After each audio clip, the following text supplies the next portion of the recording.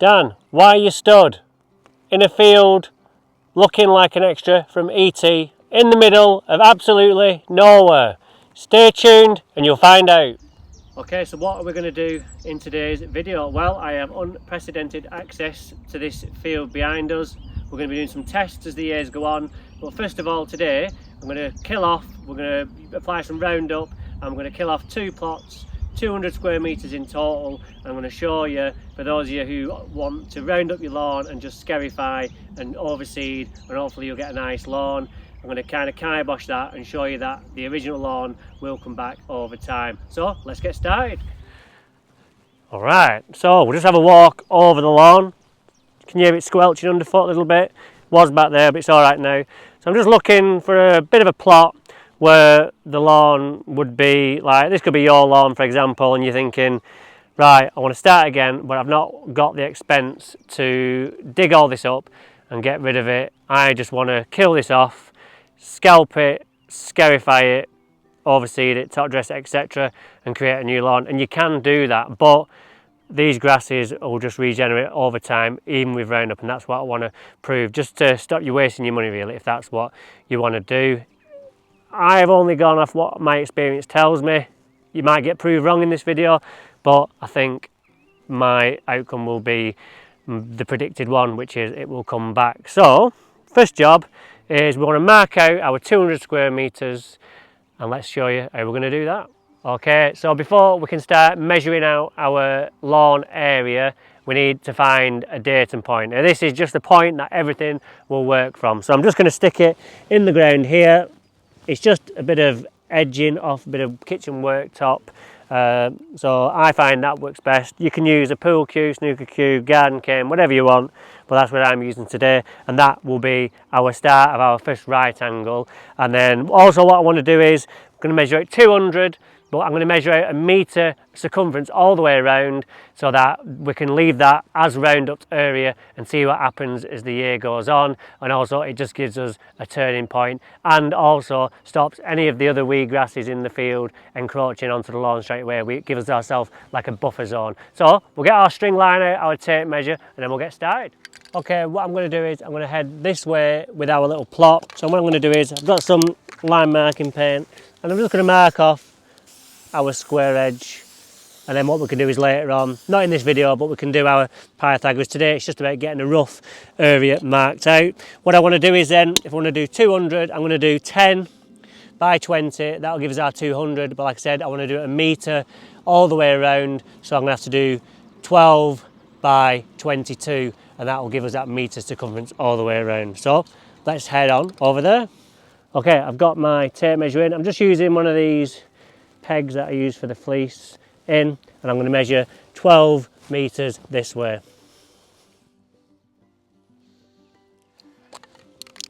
Okay, so we've got our 12 there. Okay, so we've got our 12 just there, so we'll just continue that line and then do our right angle. Like I said, just mock at the minute, and then at a later date we can get it absolutely spot on, but we'll be within 1 metre of that. And then just in the corner, one of our melamine sticks. Okay, so pegging. Now we're going to do 22 this way. Already taken what we need up to the other end, and we're just doing it off eye again.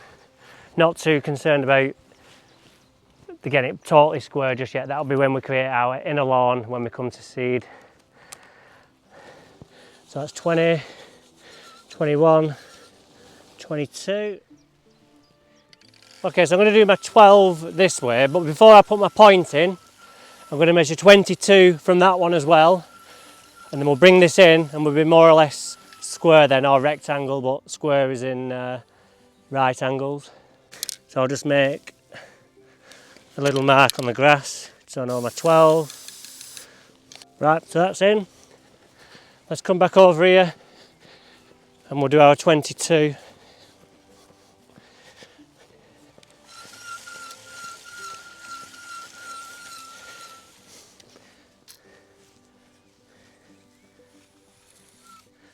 And that is there actually, so we're quite a way out, but that's all right. We can go like that, and put our post in there. So I'm about 14 inches out, which is not too bad. So that goes in there like that. And then what I'll do is, we'll do a measurement from that angle to this angle, and that angle to that angle, and that'll tell us if we're square or not.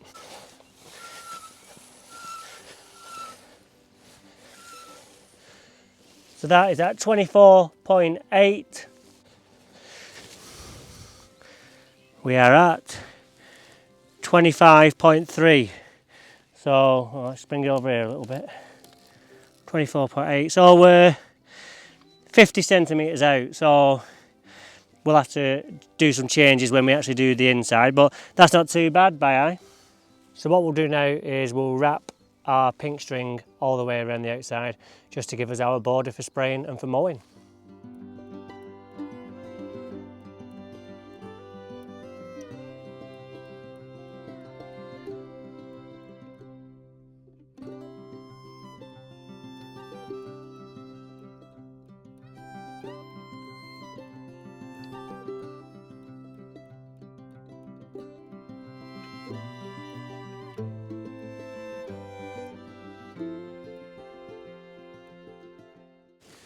Right, so that's our area marked out. Okay, so we're just going to go on with the hater now and cut it. Two things, just to cut it to mark out our area properly, double stripe it just to give us some guidelines for my sprayer when we're spraying. Now ideally you want to leave a little bit more leaf on than you normally would, because we need something for the weed killer to stick to. There's no point scalping it because you're taking away foliage which the weed killer will stick to. So without further ado, let's get mowing.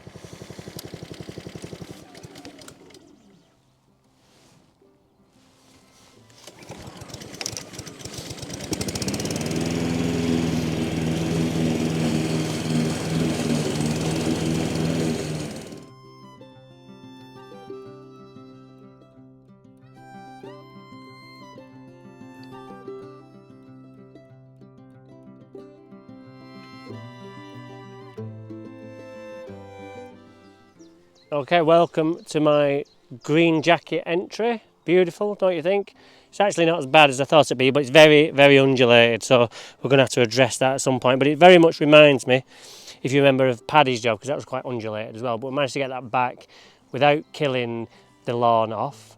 But in the months leading up to like the end of the season, the older grasses did start to grow back a little bit. Then the next following year, that had just totally come back, and actually got laid off because I wouldn't sell my soul to the devil, so we won't be going there again. Anyway, let's just have a closer look.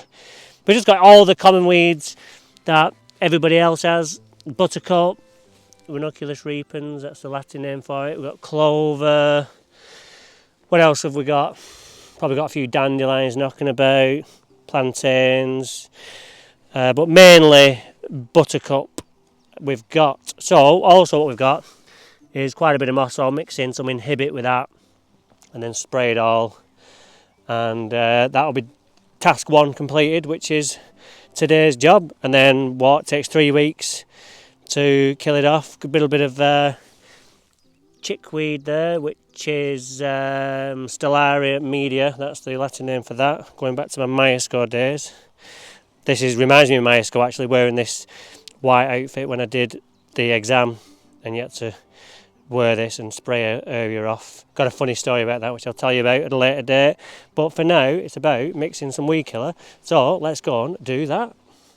Okay, so what I'm going to do today is I'm going to show you how we can accurately measure our lawn in terms of how much water we need. So what we do is first we fill our sprayer just with water, and we're going to go and spray the lawn as we would, still the field, isn't it really? It's not really a lawn. We're going to spray it as we would with chemical in, and then we'll see how much it takes, and then when we come back and refill, we'll know exactly what's in the tank because we can deduct off. So I know I've got 10 litres in here, so I'll put 10 litres in, and then if we come back and we've still got 2 litres in, we know we need 8 litres, so then we can fill it with almost 8 litres, minusing off the product we're putting in. So we'll put this in now and we'll get going.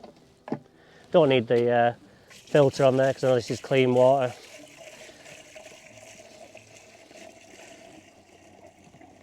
I can smell I've had something in, some path cleaner in here or something, because it smells like wet and forget in here. It smells nice, it smells like kale, so it's not offensive. 'Cause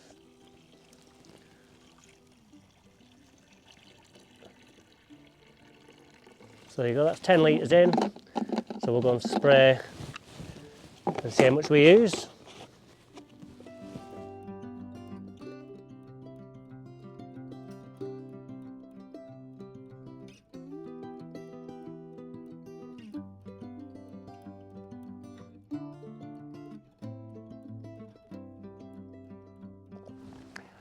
Okay, so we've just sprayed that lawn with the water and I've still got 3 litres left in the tank, so I've used 7 litres. So what we need to do now is we need to work out our product and then add the right amount of water back up to 7 litres, so we'll sort that now.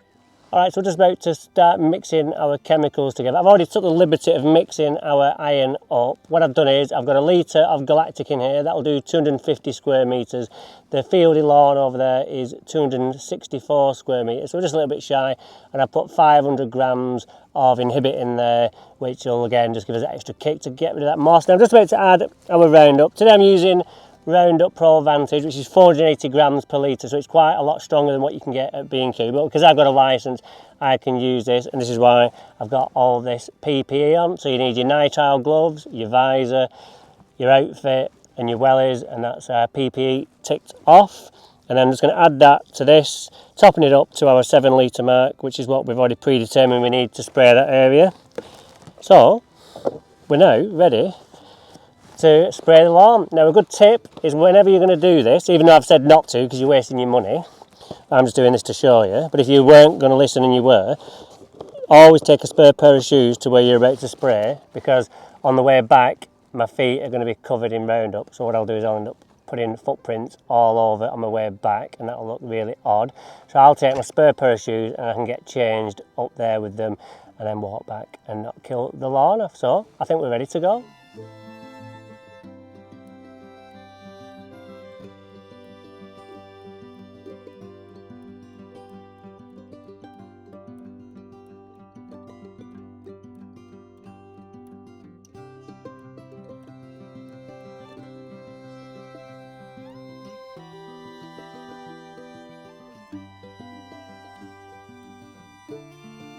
Alright, that's it for today. What have we done? We've marked out an area, we cut it and we sprayed it with Roundup, Hibbert and Galactic to kill off the grass, all total, and the moss as well. And then in a few weeks this will be ready to start working on. Why have we done what we're doing?